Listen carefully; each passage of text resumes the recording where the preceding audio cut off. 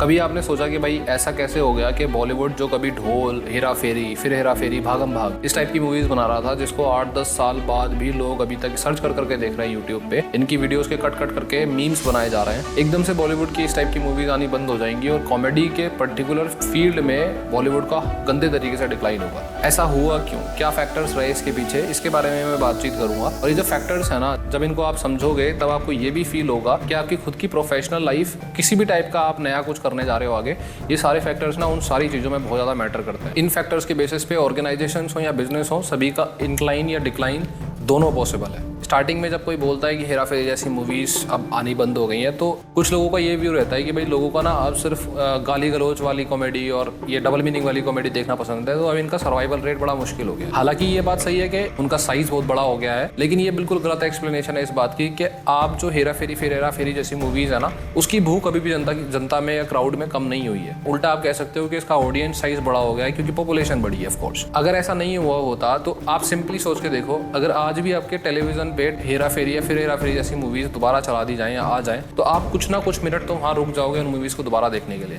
और भागम भाग, हेरा फेरी, ढोल, ये तो कुछ ऐसी मूवीज हैं जिनके GIF मतलब मूवीज के सीन्स को कट कट करके GIF, स्टिकर्स और यूट्यूब पे जो मीम्स वाली वीडियोस होती हैं उसमें बहुत ज्यादा इस्तेमाल इसका करा जाता है। तो ये एक्सप्लेनेशन कि भाई क्राउड नहीं है उस टाइप की बची है, अब ये एक्सप्लेनेशन बिल्कुल भी इसकी सही नहीं है। प्रॉब्लम है सप्लाई की, कि सप्लाई क्रिएट नहीं हो रही है इस टाइप की मूवीज की। अब Bollywood industry, main stream industry, ये सप्लाई कर क्यों नहीं पाई, इसके कुछ फैक्टर्स हैं। इसका सबसे इंपॉर्टेंट और बड़ा फैक्टर है no understanding of real India. मतलब जो इंडिया गलियों में, मोहल्लों में रहता है ना, उसकी अंडरस्टैंडिंग बॉलीवुड इंडस्ट्री को प्रॉपर्ली है नहीं है। यूँ कह लो कि बॉलीवुड इंडस्ट्री के जो इन्फ्लुएंशियल लोग हैं उनके पास उसकी अंडरस्टैंडिंग नहीं है।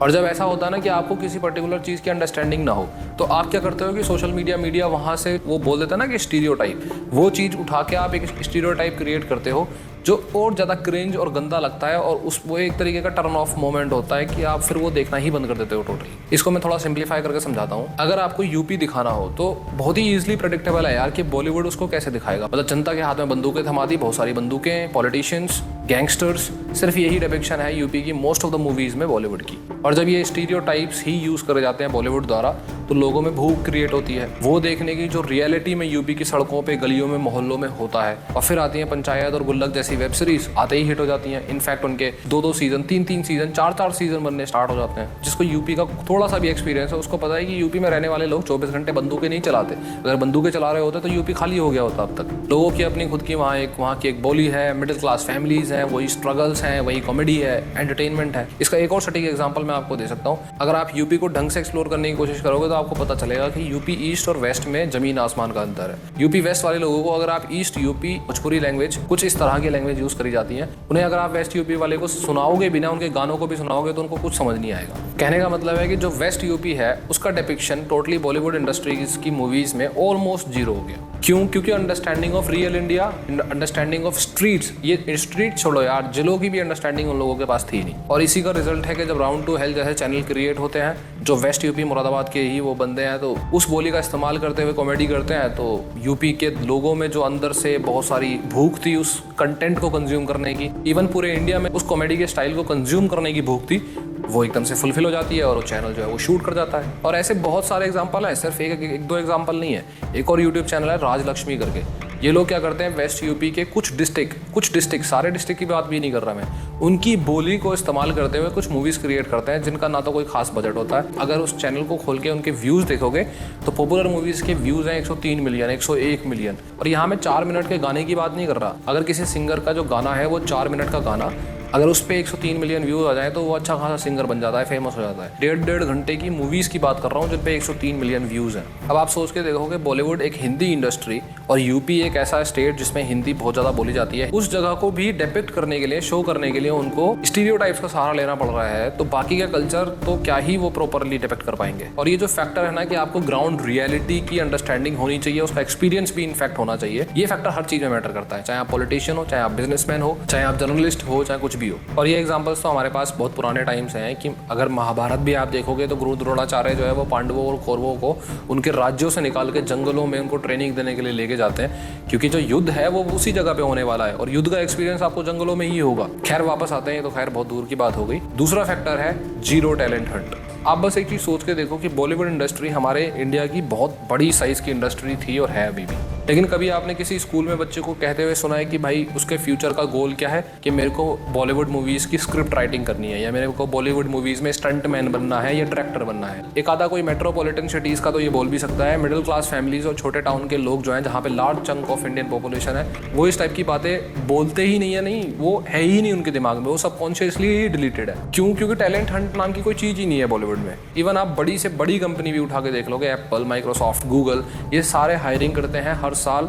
इवन बड़ी बड़ी कंपनीज कॉलेजेस में जा जाके हायरिंग करती हैं, अपने एग्जाम्स खोलती हैं, ओपन इंटरव्यूज, ओपन एग्जाम्स। अब ऐसा नहीं है कि इन कंपनीज के पास एम्प्लॉयज नहीं है, लोग मरे जा रहे हैं इन कंपनीज में अपना सिलेक्शन करवाने के लिए, लेकिन फिर भी ये लोग अपना टैलेंट हंट करते हैं। लेकिन बॉलीवुड इंडस्ट्री इतनी प्रिविलेज्ड इंडस्ट्री बन गई टाइम के साथ कि टैलेंट तो कोई फैक्टर ही नहीं है। आप कितने मर्जी टैलेंटेड हो सकता है आप जिंदगी भर जमीनों पे सोते रहो, लेकिन आपको फिर भी कोई चांस ना मिले। और बात यहाँ पे कंपटीशन की नहीं है कि बॉलीवुड में कंपटीशन बहुत है। कंपटीशन की डेफिनेशन बिल्कुल अलग होती है। जैसे इंडियन क्रिकेट टीम में बहुत कंपटीशन है क्योंकि प्लेयर्स बहुत तगड़े तगड़े हैं। यहाँ तो बॉलीवुड मूवीज को लोग देखना ही पसंद नहीं कर रहे, उल्टा वो हॉलीवुड की फिल्म्स देखते हैं इंग्लिश लैंग्वेज में, साउथ इंडस्ट्री की फिल्म्स देखते हैं डब कराई हुई हिंदी में। तो फिर कंपटीशन की तो कोई बात ही नहीं है, बात है करप्ट सिस्टम की। हायरिंग सिस्टम ही इतना गंदे तरीके से करप्ट है कि आप इमेजिन करके देखो यार कि राउंड टू हेल हो या और भी जो बहुत सारे कॉमेडी चैनल चलते हैं, क्या आप ये एक्सपेक्ट कर सकते हो कि वो जो चैनल आज बहुत मिलियन में और करोड़ों व्यूज़ हर वीडियो पे उठा रहे हैं, वो अगर बॉलीवुड इंडस्ट्री में ट्राई करते हैं भाई कि हमें भर्ती कर लो या हमें भी किसी मूवी में कास्ट कर लो, तो क्या उन्हें मिल पाती? कई कई सालों तक उन्हें कभी कुछ नहीं मिल पाता।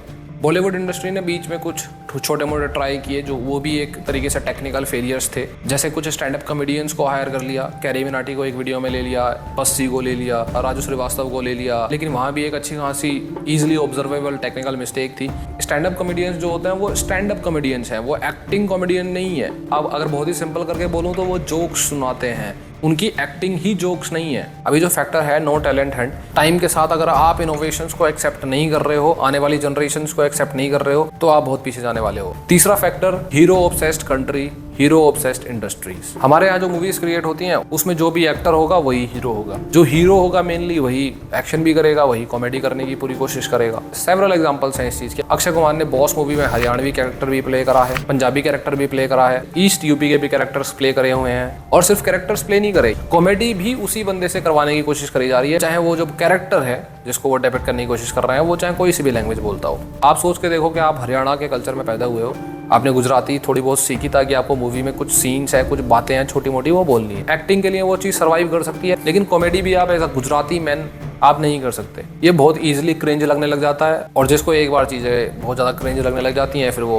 सारी ही मूवीज़ उस टाइप की देखना बंद कर देता है। एक एग्जांपल भी मैं आपको दे के समझाता हूँ। जैसे फ्रेंड्स एक सीजन है अच्छा खासा फेमस पॉपुलर, ऐसा कोई ही बंदा होगा जिसने उसके बारे में ना सुना हो। उसमें जो कैरेक्टर है जोई ट्रिपानी, मैट ली ब्लैंक ने वो रोल प्ले करा हुआ है। उस पूरे सीजन में उसको एक इटालियन कैरेक्टर की तरह शो करने की कोशिश करी गई है, और उसके पीछे भी एक रीजन है कि उसने अपना जो जिंदगी में रियल लाइफ में बहुत ज़्यादा लंबा टाइम है वो अपनी माँ के साथ गुजारा हुआ है, और उसकी जो माँ है वो एक इटालियन है। बहुत ही सिंप्लीफाई करके अगर मैं आपको समझाने की कोशिश करूं, अगर आपको हरियाणा की कोई लोकल स्टोरी शूट करनी हो तो आप रणदीप हुड्डा को पसंद करोगे या कोई और बंदा जो हरियाणा कल्चर में कभी पैदा नहीं हुआ, उसने कभी उसको प्रैक्टिस भी नहीं करी। और ये तो सिर्फ मैं एक्टिंग की बात कर रहा हूँ, कॉमेडी तो आप दूसरे की लैंग्वेज में दूसरे की बोली में कर ही नहीं सकते इतनी आसानी से। ये फैक्टर भी प्रोफेशनल लाइफ में बहुत ज़्यादा काम आता है। आप किसी इंसान के टैलेंट को अपने मेहनत से बीट कर सकते हो, लेकिन टैलेंट से ज़्यादा बड़ी कोई चीज़ होती है ना जिसको बीट करना आपके लिए बहुत ज़्यादा मुश्किल है, वो होता है एक्सपीरियंस। जिस इंसान ने किसी पर्टिकुलर कल्चर में जिंदगी गुजारी हो ना, उस कल्चर को आप सीख के उस बंदे को बीट नहीं कर सकते। चौथा factor, wrong understanding of Indian market. Usually starting के फेस में मैंने ये चीज़ नोटिस कर ली थी जब मैं ये सारी रिसर्च कर रहा था कि अक्सर ना लोग ये बोलते हैं कि भाई इंडियन क्राउड है ना वो कभी रेस्पेक्ट नहीं करती, वो कभी अप्रिशिएट नहीं करती अच्छी मूवीज़ को। ये समवॉट ट्रू है लेकिन 100% ट्रू नहीं है। ये सच है कि लंच बॉक्स जैसी जो मूवीज़ आती हैं वो इंसान थिएटर में नहीं देखता है यूजुअली। बहुत सारी हॉलीवुड में ऐसी मूवीज़ हैं जो थिएटर में ब्लॉकबस्टर नहीं जाती। उनके थिएटर में भी मार्वल की मूवीज़ जिस लेवल पे चलती हैं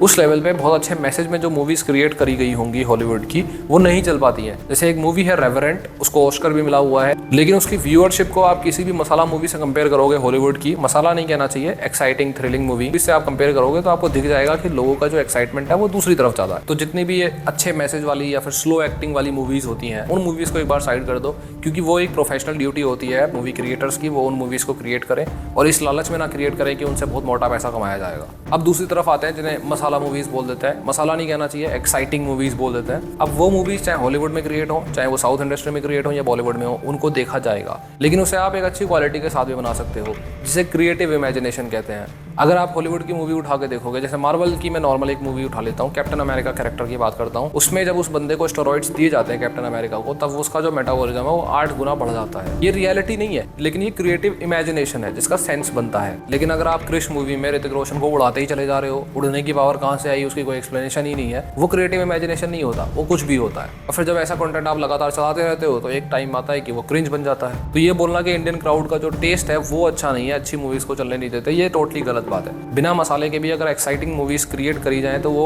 डेफिनेटली इंडिया में भी चलेंगी। पर सच ये है कि इंडस्ट्री ने ऐसी कोई मूवीज क्रिएट करी ही नहीं। बहुत ही पतली सी लाइन का डिफरेंस होता है कि कब कंटेंट क्रिंज बन जाएगा और कब वो क्रिएटिव इमेजिनेशन बनेगा। अगर ह्यूमंस की क्रिएटिव इमेजिनेशन का जो ब्रेन का सेल्स होते होंगे उसको आप अच्छा ट्रीट करते रहोगे तो हॉर्मोन्स का फ्लो बड़ा बढ़िया चलता रहेगा और आपकी मूवीज हिट होती रहेंगी। लेकिन वहीं अगर आपने उस क्रिएटिव इमेजिनेशन को कुछ भी मिले गए कि जिसका कोई सेंस नहीं बन रहा, तो वहीं वो एकदम से क्रिंज बन जाता है। और बॉलीवुड ने जो वो थिन लाइन थी वो मल्टीपल टाइम्स अपनी मूवीज में क्रॉस करी हुई है। ये जो सारे फैक्टर्स थे, टेक्निकली ये सारे फैक्टर्स किसी भी ऑर्गेनाइजेशन, किसी भी बिजनेस को या बॉलीवुड जैसी किसी भी इंडस्ट्री को नीचे या ऊपर ले जाने में बहुत ज़्यादा इंपॉर्टेंट होता है। और इन सारे फैक्टर्स में बॉलीवुड का जो डिक्लाइन है वो बहुत लंबे टाइम से चलना शुरू हो गया था। बस उसको एक डेस्टिनेशन चाहिए थी और वो डेस्टिनेशन मिली तब जब लोगों का जो गुस्सा है, जब वो बॉयकॉट शुरू हुआ था कि पूरी बॉलीवुड इंडस्ट्री सिर्फ हिंदूज को टारगेट करती है, जब वो गुस्सा उस सारी चीज़ में मिक्स हुआ तो उसका जो ब्लास्ट है वो होना ही था, वो हुआ। होपफुली जो मैंने फैक्टर्स बताया आप उनको एनालाइज करोगे, सोचोगे, समझोगे उन पे और आगे अपनी लाइफ में इंप्लीमेंट करोगे। बाकी अगर आपको कुछ ऐड करना हो, कुछ सब्सट्रैक्ट करना हो तो आप कमेंट्स में डालो,